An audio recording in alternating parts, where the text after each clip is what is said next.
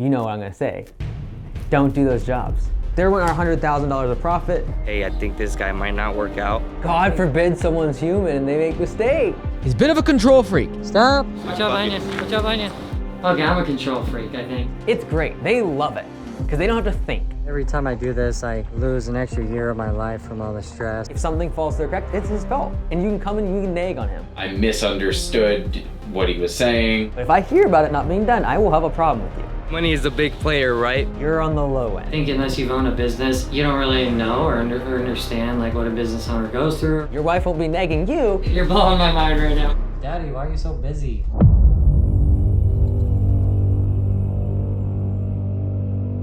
We're in Seattle, Washington today to turn around this lawn care business that has grown to $700,000 in annual revenue in just the past few years. But Dylan has an all-time low profit margin and we've got to turn this around. Party has arrived. How's it going? How much do you have to pay for this shop space? $1,200. Yeah. Such a good deal, dude. You think it's a good deal? Oh yes, dude! I'm a cheapskate when it comes to everything. That's so. amazing. You might recognize Dylan previously from other series on the channel like Business Bootcamp, where he was operating his business out of his personal home's garage. It could be tough. This caused some friction with the neighbors, but we found it really difficult to find a shop space that could accommodate his growing business. A couple of my neighbors aren't super happy with me running the business. One day I hope to have a dedicated shop space away from our house. You need the space, you gotta get out of the house. So I was looking for spaces, and everywhere would be like 40 minutes away from our main like hub, right? It's a little nerve-wracking. It didn't feel like a situation that would work for us. You can't keep doing what you're doing from where you're currently at. Like, you can't double in size. Trying to accommodate for the neighbors, and the parking situation out here is not great. The search may have to continue on this one. Try to go into some of the local Facebook groups, and I would just post in there, be like, hey, I need space to park about 4 to 5 trucks. I wouldn't try to go right now for like necessarily a land where you can dump and have like lots of space. Don't go for that yet. That will be something that will come to you over the next year or two. It'll look like fall into your lap, like find a customer, there'll be a big barn area or whatever. How'd you find it? Like Craigslist, Facebook, or? No, actually, so Facebook, it was actually a connection from a personal friend of a friend. I was like, hey, he screenshotted that this guy was advertising to rent it, and it just worked out perfect. So. Yeah, it's also just kind of expand a little bit Yeah. towards this direction. Like Right. we started picking up properties that are on the way to our main You're route. mostly north of this. North, yeah. Yeah, I was gonna say. So Meeting him for the first time, like properly meeting him, coming out to the shop is just a little surreal. My first thought was like, he looks a little different in person than he does on camera, right? Last month, Dylan booked a consulting call with me. We talked about the lack of profit in the business and making sure that he aligned the goals of his managers with profit sharing alongside the fact they also want to grow the business. So the question is, do we continue to grow and have less profit, or do we slow down our growth rate, make it more profitable, and be able to afford profit sharing? So like we can build off the back of having two really solid team members, get them on board with what's going on, whether they want to be profitable or grow, which I think they're going to want to grow. And then you don't have to have this pressure on the back. Man, I can't give them what I told them I would. Like, get them on the same page. The conversations with Charlie and Michael, those are like your highest priority. I talked with him on the consulting call and kind of said, hey, have the meeting and talk about like next year and things. How'd that go? Michael has been with Dylan right from the start. He was actually his very first hire, and as he began to grow his business, he moved Michael into the office primarily to take some of the admin tasks off of his plate. Dylan also had an operations manager, someone who worked fantastically in the field. However, they didn't really quite work out when they actually moved into more of a management role, but now it looks like a new team member named Charlie might be a better fit. But there's a catch. So right now Charlie is still kind of on the fence about what he's gonna do next year. So we're kind of looking at the guys right now, seeing who steps up into a leadership role naturally, who really just fills it without being asked. Yeah. So kind of just really keeping eyes on everyone, see who wants to step up for next year, just in the case that Charlie does move on. Honestly, Charlie might not stick around. He sounds like a great candidate to be the operations manager for Urban Roots. However, he has his own goals and aspirations that might lead him to really leave the business and go start his own thing. He's definitely gonna own his own business one day. I mean, he actually does stuff on the weekend already, so. Got it. He started with us part-time because he was doing work work his business like half the week and the weekend. And then when Jose, our old operations manager, transitioned out, he stepped up. He's like, how about I'll go full time? And then that was really exciting news because he has all those, you know, like leadership qualities that I'm looking for, right? So he did tell me that he's looking to maybe leave. I don't know if it's going to be next year or the year after. And he said it kind of depends on what next year looks like, basically. If he feels like he's learning, he may stay long. During my consulting call with Dylan, I tried to get him to understand that it's very important to get Michael and Charlie, his two key employees, on the same page about what next year is going to look like. You're trying to grow and be profitable at the same time. You just need alignment with the guys, the two that matter the most, in terms of which way that the business is going. And I personally think they're going to align with your vision, which is like, let's just go ahead and grow this thing.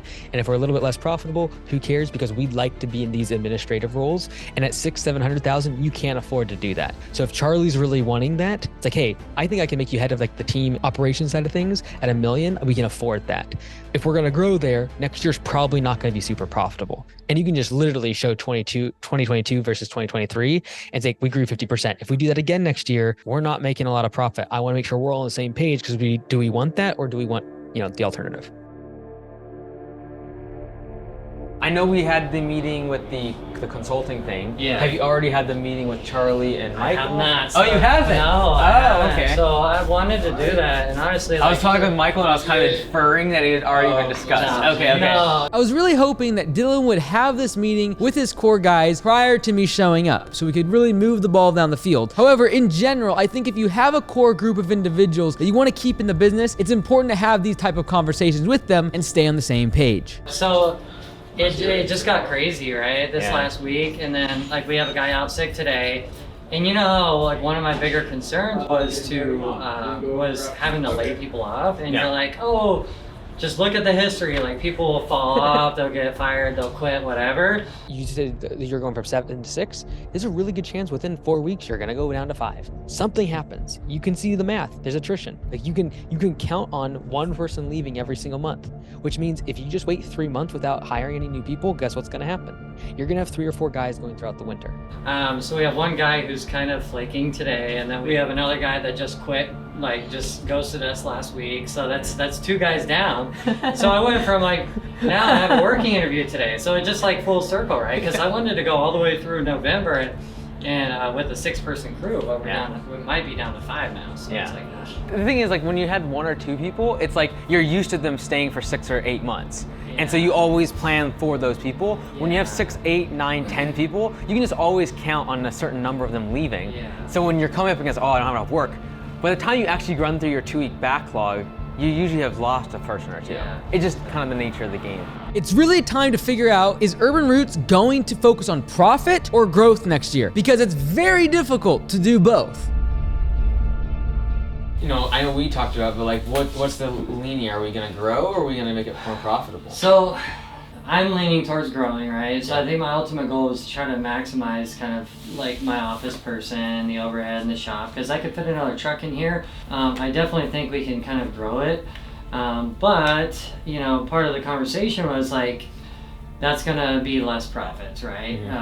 If we're going into growth mode. And then, Michael's been part of the conversation, and Charlie from the beginning about like, okay, you're gonna have profit sharing, but now the conversation goes to like, if we're in growth mode like we were this year, profitability is gonna be like, pretty much might not be there. So it's like, even though we're doing profit sharing, if we're going into growth mode, then that may mean delaying profit sharing until we go speed things up to $1 million revenue roughly, and then we're going to be in a position where in the future, maybe 2 years from now, we could see more of the profits on a bigger business.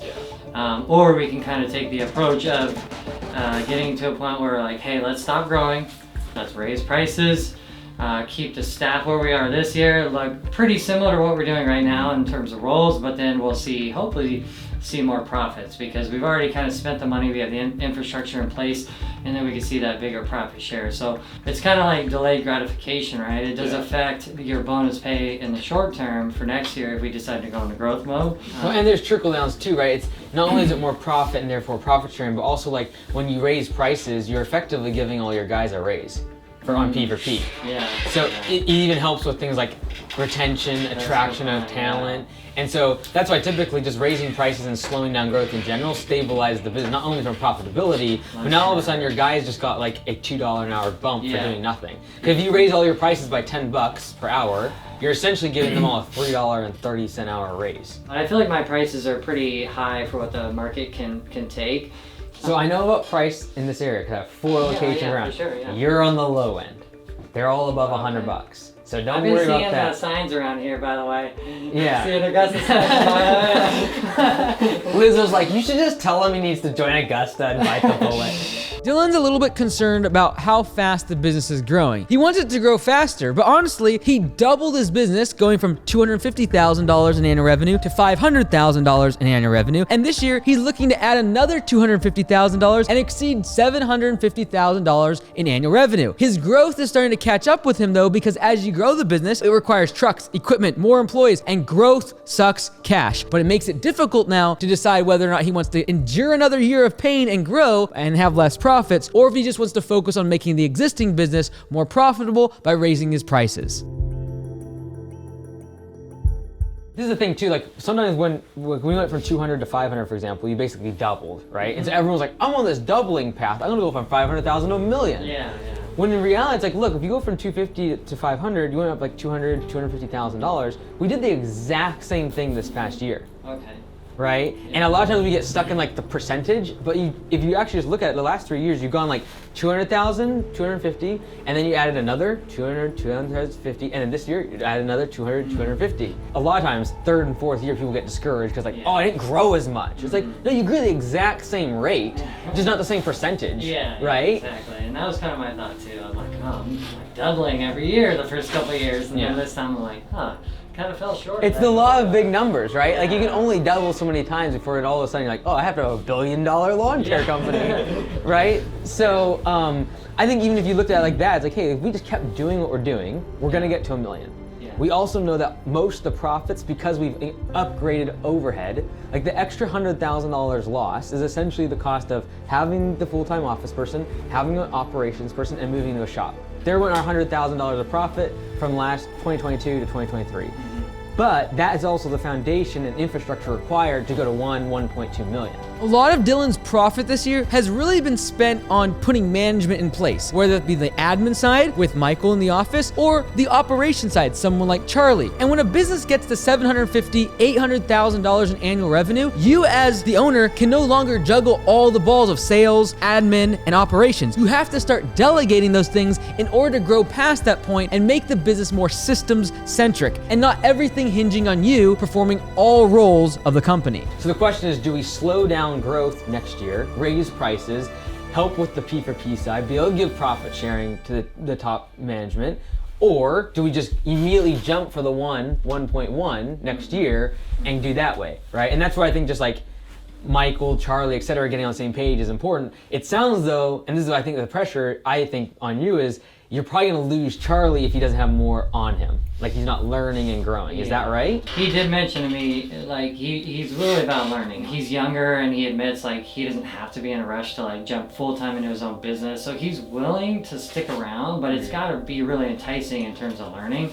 Potentially looking to start my own location. That's kind of what I was doing before I even came here, just doing my own jobs and everything. But I'm not the person who's like, I want to have my own company and do my own thing. That's not really my mentality. My mentality is more like just learning the ropes, how a business works. I mean, money is obviously the icing on the cake. Everybody's gonna want that bonus pay, but if I had to guess what's in his mind, he would probably, you know, just want that more of that responsibility, that leadership role, and learn, because he's kind of like I was a couple of years ago when I worked for my buddy's company and just trying to learn, and I didn't care what I made. I was just like, I'd work, you know, lots of hours. I didn't care as long as I got to go on estimates and learn this and that. So I'm seeing the same qualities in Charlie where that's the real value for him. But again, I don't know his financial situation at home and where that bonus comes into play with him. So. Well, obviously, money is a big player, right? But I obviously understand that there just has to be an exchange in value. He really wants to see more of the P4P side, and he wants to see Service Autopilot and how I'm doing things with the software. And he absorbs a lot of your content as well. So I mean, it's kind of like was like a natural fit. I actually met him at your conference for the first time. Really? Yeah, last Was he year. just there randomly? Yeah, he was there randomly, and I don't know, like we were at a table and we found out we're both from Tacoma, and then we ended up just exchanging numbers. And I think he threw me a sob job, and I threw him like a maintenance. It was just kind of like a networking thing. If you want to find your next operations manager, you can come to Landscape Summit too next time. We don't know the next dates, but we'll get them out soon. Charlie is having trouble finding the alley that Oh, okay. I think you went on the estimate. So Yeah, so there's a Charlie, there's tennis courts back there. Do you have the email where you can send him the pictures, the aerial pictures? yeah, I should be able to pull that up. 1 second, I'm gonna get you the aerial view in WhatsApp. Okay, I found a dome thing. You can even probably just take a picture of it on your phone and text it to Yeah, him. that might be easier. Yep. I recognize this now. Yep, that's the hedge. Found it. This is what they want pushed on it? Yep, so basically it's scratching up the sides of the buses. What do you think, Charlie? Thank you for the hours. You're welcome. 16 budgeted hours, dude. You'll get that done at 4. You got all day. Yes, sir.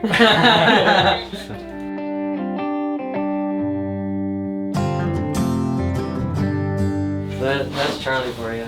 And he always gets it done, right? Yeah. Positive attitude, everything. So we definitely value him as you know those leadership qualities, and yeah. So that's why I'm like thinking growth mode. We can kind of capitalize on that and give him hopefully what he's looking for with that part of it. So. Yeah, I think it just comes down to like the three of you being all on the same page in terms of, okay, what is the direction? Are we going to go for more profitability? And then that by doing so, probably get more responsibilities on everybody. It is a picking game. Like you have to pick one or the other. Growth sucks cash, right? Like Mike Andy says. So, but yeah, no, I mean, I think, like I said, in terms of the money, I'm not too concerned about it because I know where things are going right now. And not just that, but then like all the little mistakes with the guys, right? Like when we break a trailer or equipment, things like that. So it's very helpful, and I would say that's something I think we need to show a little bit more of the guys so that they can kind of have that understanding as well. Like it's not just completing the jobs, but like taking care of all the equipment, the trucks and everything, because that's kind of where all the money starts to leak out of the bucket, right? It's like when you start losing some hand tools and a bunch of little things like that. So I think to grow though, what you'd have to do is you focus on sales and then really allow Charlie to be the guy that you're currently being, which is like hopping around training guys, picking up the slack when they're not doing well. And I think that's the role that he'd probably shine in, right? Like if you made him the trainer, right? You could even, that could be like the way you kind of slowly move into more of an operation. He's not an operations manager right now, right? And an operations manager is solely responsible for like the scheduling, making sure that all the guys are trained. He's responsible for all the equipment, which it sounds like the equipment side, he's also that right now. For the most part, Charlie's the one doing the shop work on Friday, and he ends up dropping it off, unless a lot of the time it falls on Dylan. Yeah. Like, I think to find that too is important for him. Like, okay, so let's say we grow to 1 million next year. What is that? How is that going to change for Charlie? Right? Like from an office perspective, it's just going to be more of the same. Like more estimates, more quotes, more calls, more dispatching, more employees to manage. From his perspective, though, why would he stay if you go to 1? Like, what is his role going to change to? I imagine him, what I'm doing now is I'm just that overflow guy, right? So like, if we have somebody quit or we're behind, I'll jump in the field, but I'm kind of imagining him giving him the discretion. I don't care if he's in the field or not, as long as the work's getting done on track, right? So some of it too is just giving the responsibility. So like right now, for example, if someone calls out, they're gonna contact you. If someone's new here, you kind of feel the responsibility to get them trained up and ready to be solo. If you went to Charlie and were like, hey, when there's a new guy here, I'm not gonna get into your business or their business. You are responsible to train this person up, and in 2 weeks, you're gonna tell us whether or not we keep this person. And you're responsible for that checklist. You're responsible for everything to do with training this person. I will find them, I will interview them, I will give you the person as the highest skill as possible, but it's up to you. And you're gonna make the decision if they stay after 2 weeks. yeah. That would be probably something that he, as someone who is looking for self-development, like his personal ability to train and giving him like decision-making power would be super beneficial to him. It also free you up, because right now your two biggest bottlenecks to growth is getting more employees trained up and then more leads. You'll need to focus exclusively on getting more customers and then hand off the part that's the bottleneck right now, which is like getting guys in the door and trained up. And so if you get them in the door and it's like, okay, Michael, you onboard people. Here's the stuff. You gotta get all the payroll stuff. And it's like, he hands them off to Charlie and then Charlie's like, hey, you have 2 weeks. And then after that, we need you to fill out this and whether or not you want them to stay. And then you are 100% responsible for making sure they are either trained, they're with somebody for the day.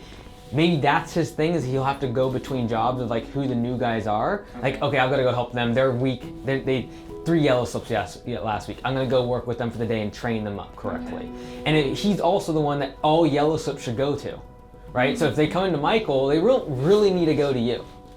Because again, you're focusing on growth of the leads. It should go straight to Charlie or whoever that operations manager is and be like, hey, so-and-so got 3 last week. You've gotta work with them. And then it makes it more between Michael and Charlie or whoever the operations manager position is, but there's clear roles. Because right now, I feel like you and Charlie are kind of doing the same thing.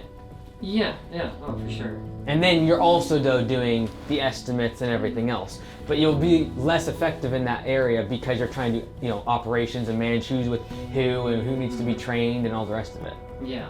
So let's say Charlie wants the back-end perspective. I'd like to get him familiar with some of that, whether it's, Copilot or whether it's P4P software, whatever it might end up being. Would I be wasting time on training him on that software at all? Or it'd be more of a personal development thing for him, right? Yeah. So like what I would recommend is like, hey, during the slow season, hey, maybe, we don't have as much work. Feel free to watch P4P University, and then if you have questions or want to come see it in action, go ahead. And by the way, it's going to help you in your job now because you've got to explain P4P to all the new guys on their first few days.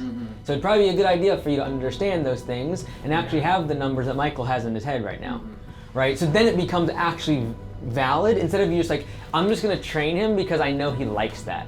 But it's not actually useful for his role. Right now, like, if he's just gonna go be a hard worker out in the field and then fix the equipment, there's no point in him knowing that stuff. But if you actually put him in the role where knowing P4P and understanding kind of how Service Autopilot works is actually really beneficial to him training all the new guys on that, then it makes it worth your time to train him up on those things. But then there's just clear, definitive roles. And whether it's Charlie or someone else in the future, it's like, it should be very much like admin, operations, and then sales. Dylan's been doing everything from admin in the office and doing emails on the weekend. He's also been doing all the sales. He's also been managing the crew and who's calling out. All of these tasks cannot be handled by one person if they're gonna continue growing the business. He needs to start delegating the tasks on the operations side with Charlie and on the admin side with Michael.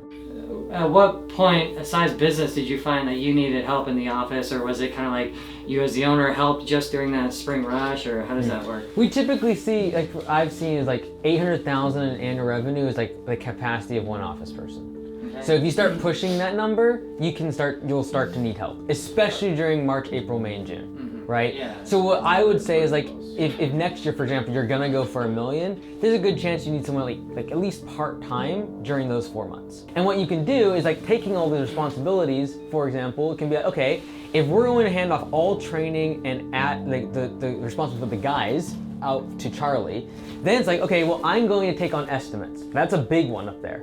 Right, you're spending 3 hours a day usually. But he's writing estimates, so this is specifically him. He's typing. I go on him, I send a video to him, and it's a cumbersome process because my videos can be, I'm a little wordy, so my videos can be a little bit long, but let's say they're 5 to 10, maybe even a big project 20 minutes long, right? So he has to watch the video, type it up, sometimes go back, watch it back. So I feel like the estimate process is taking a big chunk of time. Yeah, the estimator should write those up. Oh, okay. Yeah, because what's happening is you are taking a 5-minute long video, right? You could literally go and type that up in 5 more minutes, right? He now has to watch that through once, just focusing on it. Then he's gonna start typing up, then he's gonna watch it again, then he's gonna go back to another spot and type more. Versus in the driveway of the client, you have the video, you send that to the office, you type up everything, you attach it as visit notes to Service Autopilot, he copies and pastes that into a template in Service Autopilot, breaks up for pricing and throws it over. Okay. right? So you could take that from 3 hours to 30 minutes if you just did those in the driveway, and it will take you 5 minutes. In my opinion, estimates are a sales function of the business. Michael's supposed to be doing admin, and yet he's trying to assemble the estimates by watching the video that Dylan, the salesperson, has been making out in the field. This is also causing a lot more issues when the field crew gets involved and is actually trying to do the work. This would be the equivalent of going to a 5-star restaurant and the chef that makes your steak in the back also brings it to your table, also wipes down the floor, also welcomes you at the front door. That's not how a business ought to operate. Now, the only thing that I was afraid of getting away from that system was he's watching every video and he's supporting the guys in the field. Yeah, but he still has the video. So that video is gonna come in on WhatsApp. He's gonna download it and put it in a file on his desktop. And then so if someone calls in, or he can literally be on the phone and still watch the video. He is not gonna remember 3, 4, 5 weeks ago when he's doing 10 of those videos a day, what so-and-so wanted on their, the left side of their house. He's still gonna have to go back. And honestly, like, the estimator is really the person that, if there's discrepancies, gets involved. Because they were the one there, they have all the information. The admin person, if they can watch the video and get it, great. But typically the discrepancies are gonna have to come back to the estimator. This is gonna help a lot. That 2 hours of my work is equivalent to 6 hours of him trying to watch the video for the first time, type it up. I'm happy to answer questions as the guys have discrepancies, and then you never saw the estimate either. Think about it, like, sending an estimate sounds like a sales role. Yeah, it does. So that's the delineation of roles. Right now, because this is a problem.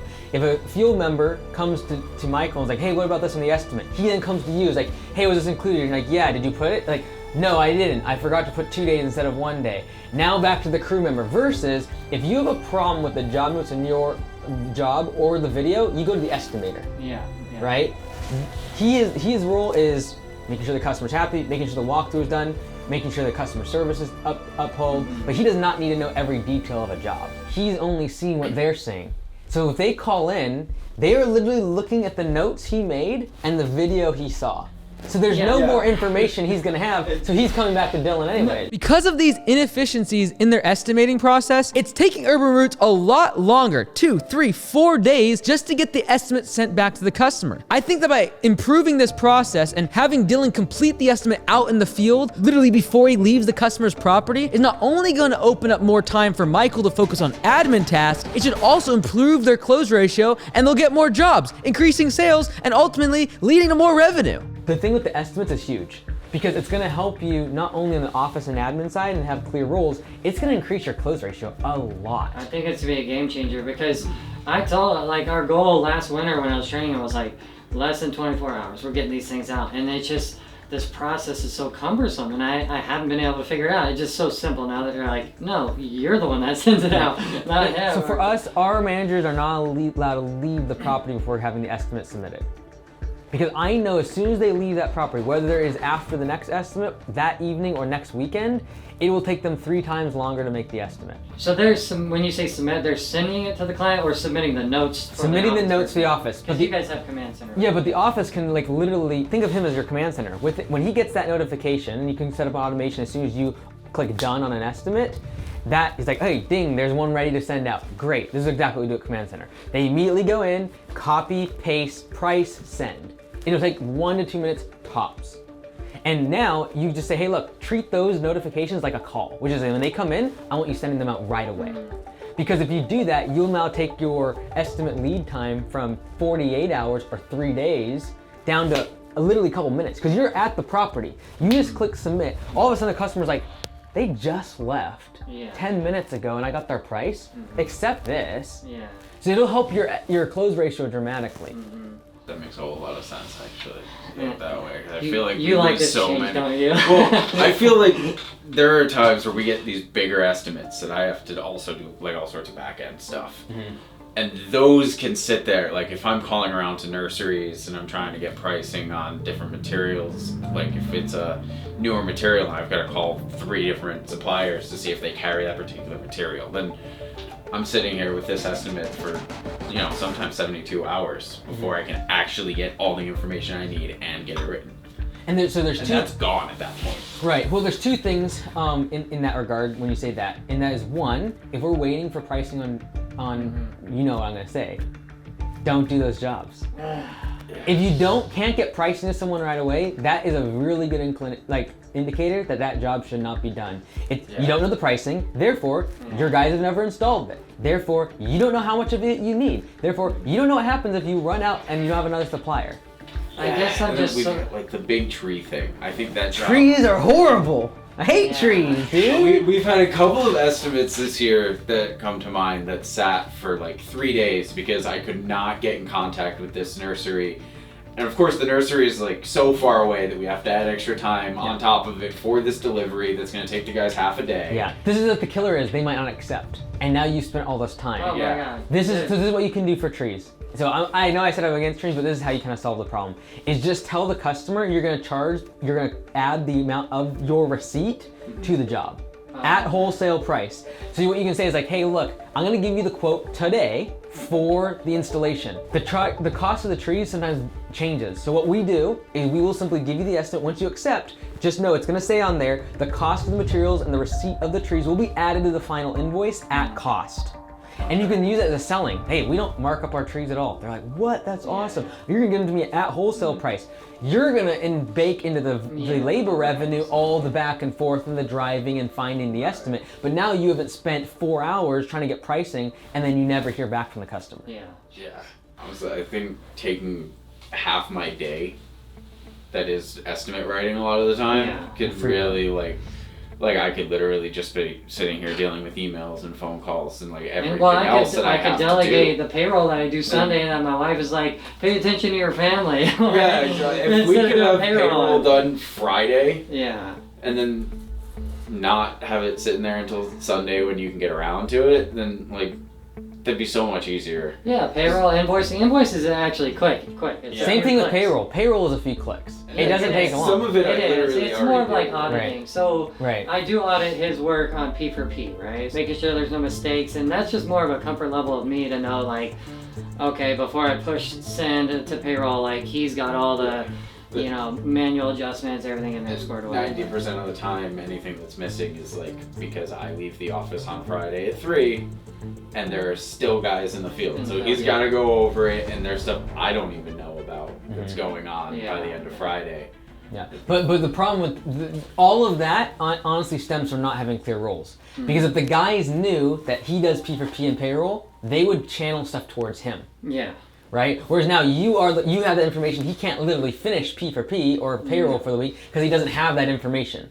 Whereas if the guy just knew, oh, anything with my timesheets and my clock in and my paycheck, I go to him. And furthermore, anything with admin you don't even know about. Dylan has grown Urban Roots to this point by nothing short of working endless hours, grinding and hustling, and obsessing about every single detail in the business. He's very financially prudent, he's analytical, and honestly though, he's a bit of a control freak. And if he's going to be successful in the future, he's going to have to learn how to delegate and trust other people, especially his managers, to do their job without his micromanagement. Like, do you get emails to your phone? Oh yeah. No. So there should be no email. No email should be going to your phone. This is the thing. You're blowing my mind right now. But this is the thing. No, dude, this will totally unlock your business. I'm telling you. When I did this was like the best thing. It was so hard for me. Yeah. But when I took the business email off of my phone, like everything changed. Yeah. I was at 700,000 to 800,000, and Liz had started working for me, and it was like the most scary thing in the world. Yeah. But it is what is required to get to $1 million plus. And then this is the thing: you hold him responsible. If he doesn't get emails done, if something falls through the crack, it's his fault, and you can come in and you can nag on him. But right now you can't because you're both in it. And so, also, on the weekend, your wife will be nagging you because you won't even see the email of the 4 yellow slips that came in. He'll be here on Monday morning to triage them, figure out which ones you need to actually be aware of, which shouldn't be very many because he should be going to his operations guy and figure out training with the guys. I always wondered, I love P4P and how there's that reward punishment aspect to it, right? Like you reward for good hard work, you punish by yellow slips, they break some, you can take a little bit of the bonus pay if you need to. Has that been applied to an office position? So again, take Michael even out of it. Let's just say Michael or anybody else, like what if things are falling through the cracks that are truly detrimental to business, where like you feel like conversations are just not not having an impact, or maybe like some kind of like God attaching. forbid someone's human and they make mistakes. I know, dude. And the thing is like, okay, I'm a control freak, I think, but Think about it like this. When you were teaching, was it ever comfortable when another teacher started trying to manage your lesson plan? Or like say, or like sit in on your class? no. Check over your shoulder over Yeah, everything. It's just completely demoralizing. So an average employee or even a bad employee needs micromanagement because it makes their job easier. If you just tell them what to do every single day when they get here, like, hey, you need this, you need that, and you need this, it's great. They love it because they don't have to think. And they're not a great performer, that's what they want. A good performer, the last thing they want is walking in here after watching their videos, looking at their job notes, and you're like, make sure to grab the blower, make sure you grab that hedge trimmer, when you've literally said it in the video and told them to watch it. The last thing for someone like Michael, sorry I'm speaking on your behalf, but like, for someone who's really trying, at least trying, let's say they're making mistakes, but they're trying really hard, let them go make mistakes. And then when they make mistakes, you can hold them accountable because you're not in it. Right now, you can't hold him accountable for a mistake in a missed email or a voicemail because he doesn't know if you already handled them. And so now you're like, hey, I'm not gonna touch it.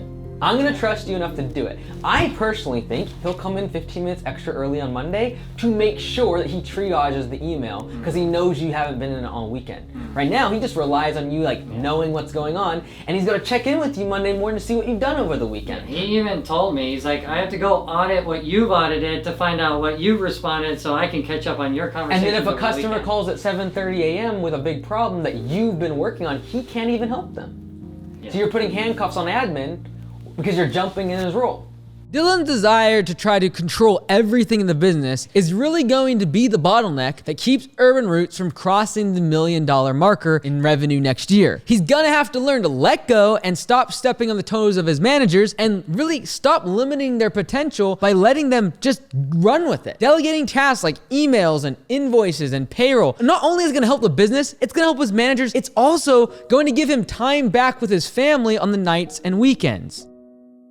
I do believe that trying to find a balance in life is not always going to be there.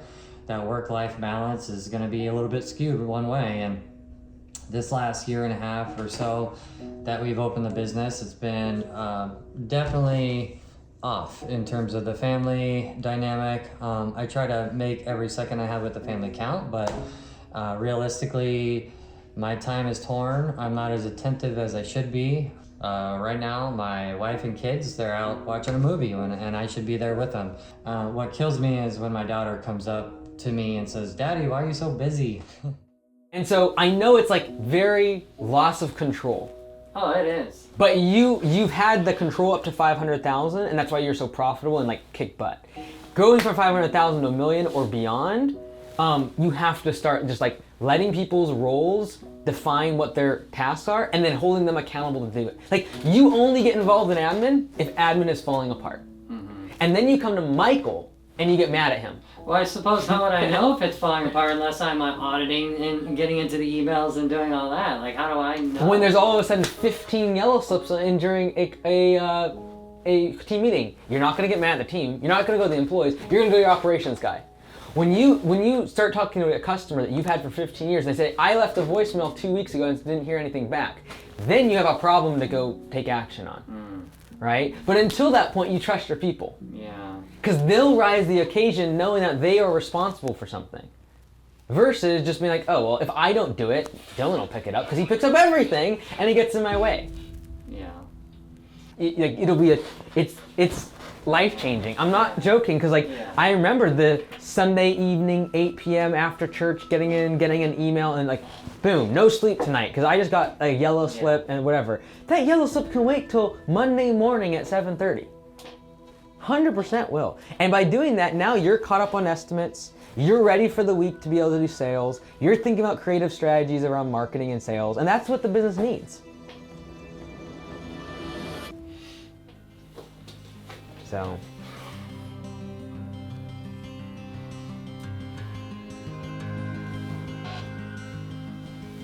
Like, honestly, it's the hardest thing to let go of something you care a lot about. The same way as like a kid, like you're like going to school and all the rest of it. But like, that's how they succeed, is you let go. And that's how the business succeeds, is you let go. And in part why I and yourself and so many people don't let go is financially. It's like, I don't know if the business can afford it. And I know by looking at the P&L, it's like, well, can we really afford to delegate and let people grow inside the company? That's what makes it profitable. That truly is the hardest part about doing this business, is knowing that the balance isn't there. The kids are noticing that I'm not as present as I should be.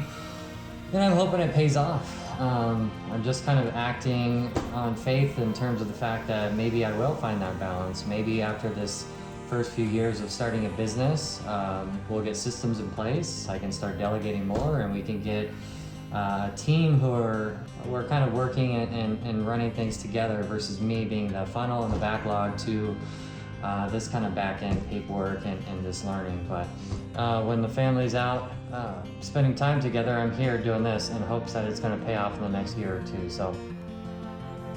And like, we're just our worst enemy, because like, you're really good at what you do. I'm really good at what I do. But like, when I realized that like, if 5 years of growing my business, I hadn't made any dollars in profit, like zero, none.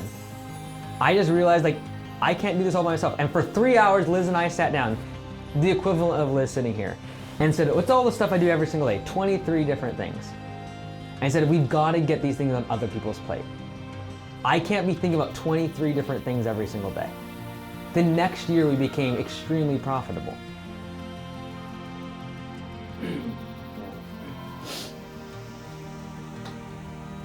It's not, I mean, profit, I mean, you need profit, right? That's everything to run a functional business, but it's more about my family.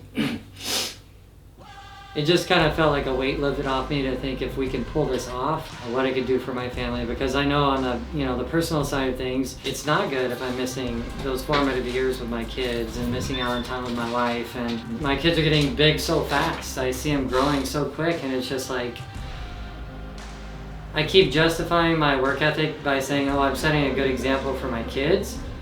They're seeing me work hard, but I'm not as present as I should be. So it's kind of an excuse in a way. Mm-hmm. But a lot of times the decisions you're making are because of the finances. And you're saying, well, I can't afford to let him take care of that, because if I get a yellow slip and I lose a customer, or I don't get back to so-and-so, it's gonna cause us not to be able to make more money. Like, making more money solves problems. Yeah, I think what's emotional for me right now is like feeling like I'm finding answers to like, delegating, figuring out roles, the email thing, not checking in on the weekends, and being more present with my kids. Yeah, it'll unlock all that. Coming here this morning, I didn't expect to really get emotional talking about it, but it's just one of those things where I haven't hit that stride. I haven't found that balance like I wanted, but these conversations are helping me find that path. It's really kind of getting me to like visualize what those new roles will look like going into next year, and feeling like it's more tangible. You do not need to take the emails. You do not need to take the phone calls. You literally just say you trust Michael. Let him take care of it. He cares about you, so like, let him take that off your shoulders so you can do that on the weekend with your kids, and evenings, and every other time when you should be with them, not thinking about work. Yeah. Customers understand, and the ones that don't, you don't want them anyways. You're gonna increase your close ratio by 30%, focusing on just one little system process change. Mm-hmm. Yeah.